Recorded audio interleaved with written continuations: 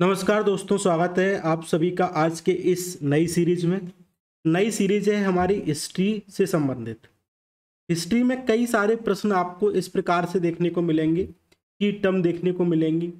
आपसे बोलेंगे कि फरनास क्या है, आपसे बोलेंगे कि मिताक्षरा क्या है, आपसे बोलेंगे कि दया भाग क्या है।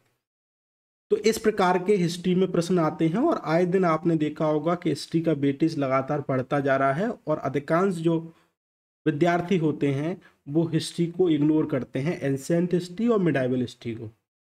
ठीक है, लेकिन जो हिस्ट्री एंशिएंट हिस्ट्री है और मिडाइवल हिस्ट्री है वहाँ से प्रश्न का ट्रेंड कुछ इस तरीके से आता है। आज हम उसको डिस्कशन करेंगे और इसी के साथ हम एक नई सीरीज स्टार्ट कर रहे हैं जिसका हमने नाम दिया है हिस्ट्री की टर्म सीरीज। प्रश्न कुछ ऐसे आते हैं, टर्म के बिहाफ पे आते हैं। आपको एक टर्म दे देंगे, आपसे बोलेंगे कि ये टर्म किससे संबंधित है, एंशिएंट हिस्ट्री में किस कार्य से संबंधित है, किस चीज़ से संबंधित है। आप उसका पूरा टिक करके आएंगे कि किससे संबंधित है। तो इसी संदर्भ में आगे बढ़ते हुए हमने एक सीरीज अभी चल रही है जिसको नाम दिया था हमने मैपिंग सीरीज। मैपिंग से संबंधित जितनी भी चीज़ें चर्चा में थी वो हम कवर कर रहे हैं। एक दो लेक्चर और बचे हैं, उसके बाद आपकी मैपिंग सीरीज खत्म हो जाएगी। आपको चैनल में प्लेलिस्ट में जाकर मैपिंग सीरीज में सारे लेक्चर देख सकते हैं। आज हम एक नई सीरीज स्टार्ट कर रहे हैं जिसका नाम है हिस्ट्री की टर्म सीरीज। कुछ की टर्म आते हैं, उससे की टर्म के बिहाफ पे आपसे उसका एक्सप्लेनेशन पूछा जाता है, क्या है, किससे संबंधित है।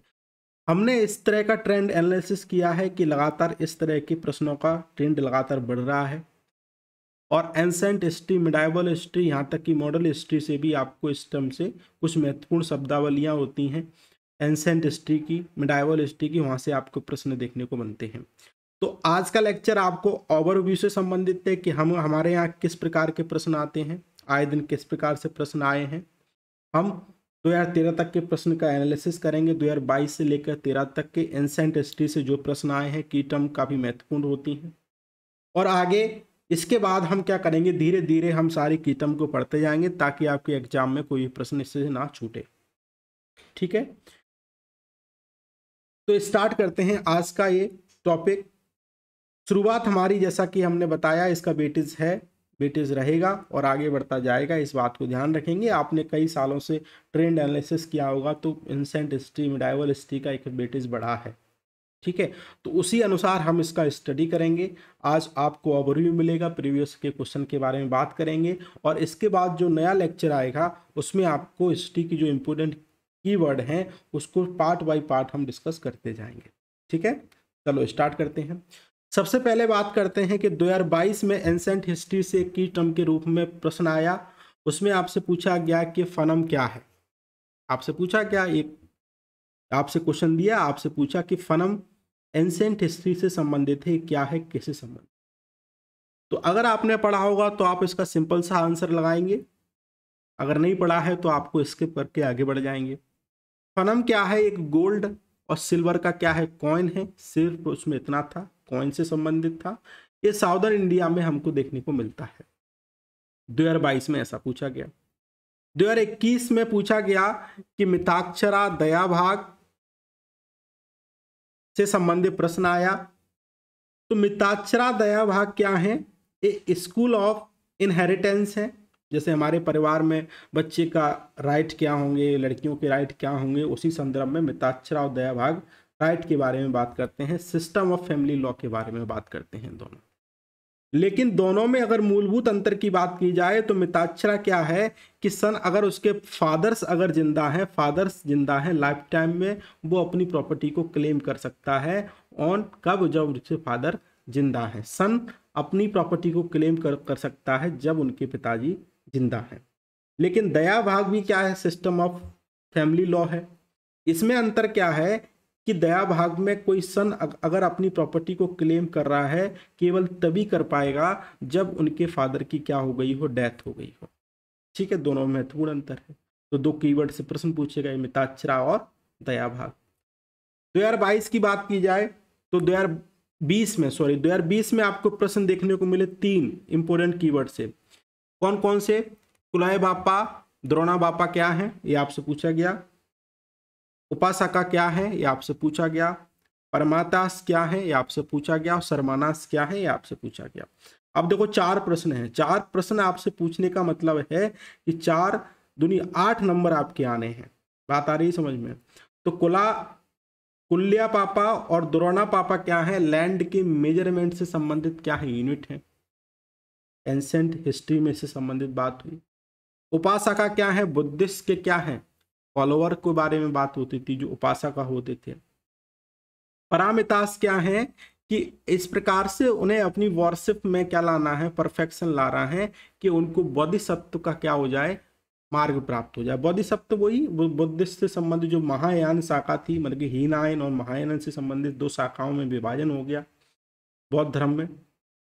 और उसके बाद जो महायान शाखा थी उसको बोलते हैं बोधिसत्व, मतलब कि भगवान की पूजा अर्चना करने के बारे में बात करते थे। शर्मानास भी क्या थे? बौद्धिस्ट से संबंधित थे, और ये भी स्पिरिचुअल की दिशा में काम करते थे। परिवर्जका भी मतलब कि क्या है? तपस्वी थे। ये भी मतलब कि संत टाइप के लोग होते थे। तो इस प्रकार से कितने प्रश्न आए यहाँ पे?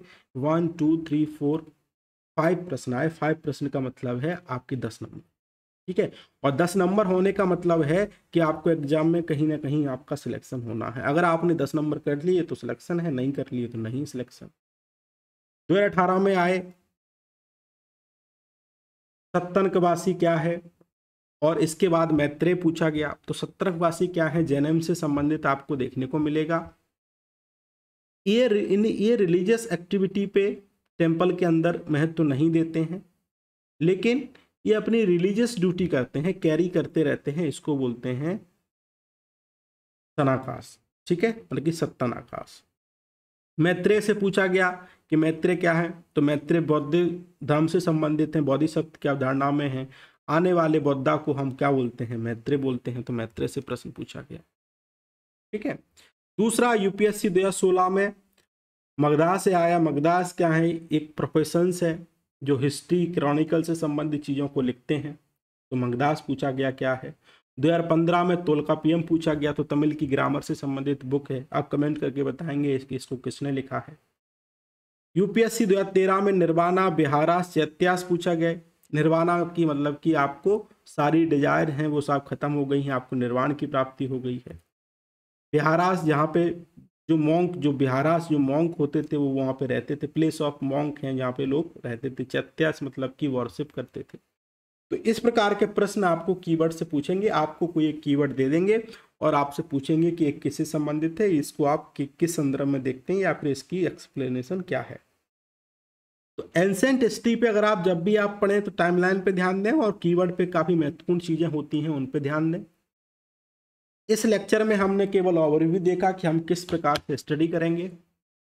तो आने वाला जो लेक्चर होगा उसमें हम कीवर्ड पे बात करेंगे। कीवर्ड का मतलब जैसे हमने मगधा है, तो इसी प्रकार के और भी कीवर्ड हैं एंसेंट हिस्ट्री में, मिडाइवल हिस्ट्री में, मॉडर्न हिस्ट्री में। तो सबसे पहले हम एंसेंट हिस्ट्री की बात करेंगे, फिर मिडाइवल की करेंगे, फिर मॉडर्न की करेंगे। मॉडर्न हिस्ट्री से इतने कीवर्ड नहीं आते हैं। जो कीवर्ड आते हैं एंसेंट हिस्ट्री, फिर उसके बाद मिडाइवल हिस्ट्री से वेटेज अधिक रहता है, और आर्ट एंड कल्चर से आपको कीवर्ड देखने को मिलेंगे, क्योंकि यहाँ से प्रश्न आपको देखने को मिलता है। जैसा कि आपने 2020 में देखा 5 प्रश्न आए। 5 प्रश्न अगर सही कर लिए तो सिलेक्शन हो गया। केवल 5 प्रश्न करने से ही सिलेक्शन नहीं होगा, बाकी आपको 50 और करने पड़ेंगे तब सिलेक्शन होगा। ठीक है, इस सारी चीज़ों को हमें ध्यान में रखना है, तभी हम सिलेक्शन पा पाएंगे। किसी भी प्रकार का एग्जाम हो, चाहे वो यूपीएससी हो, पीसीएस हो, या फिर अदर प्रकार का कोई भी एग्जाम हो, अदर टाइप ऑफ एग्जाम हो, उसमें के लिए भी काफ़ी महत्वपूर्ण चीज़ें होती हैं। तो इसको हमें पढ़ने की आवश्यकता है। तो इस प्रकार की सीरीज हमारी चलेगी। पार्ट 1 में केवल हमने ओवरव्यू देखा। इसके बाद जो नेक्स्ट लेक्चर जब आएगा उसमें पार्ट 2 में जो इम्पोर्टेंट स्टार्टिंग से स्टार्ट करेंगे, और हम उसमें जो इम्पोर्टेंट कीवर्ड हैं केवल उसके बारे में बात करेंगे, क्योंकि यहाँ से प्रश्न बन सकते थे और बनते हैं और बनते रहेंगे। इस बात को ध्यान रखेंगे। तो सपोर्ट करिएगा इस सीरीज को। आई होप आपको पसंद आया होगा। इनिशिएटिव है, काफ़ी अच्छा इनिशिएटिव है। अच्छा मेरे हिसाब से ये अभी है, लेकिन जब आपको पसंद आएगा आप इसको लाइक करेंगे, शेयर करेंगे, तब और अच्छा होगा। जब आप लोग इसको पसंद करने लगें तब बहुत अच्छा होगा। ठीक है, लोगों को कुछ मिलेगा। इस बात को ध्यान रखेंगे। तो इन्हीं बातों के साथ मैं अपनी वाणी को विराम देता हूँ। आई होप आप सभी लोग अच्छे होंगे और पढ़ रहे होंगे। Thank you very much.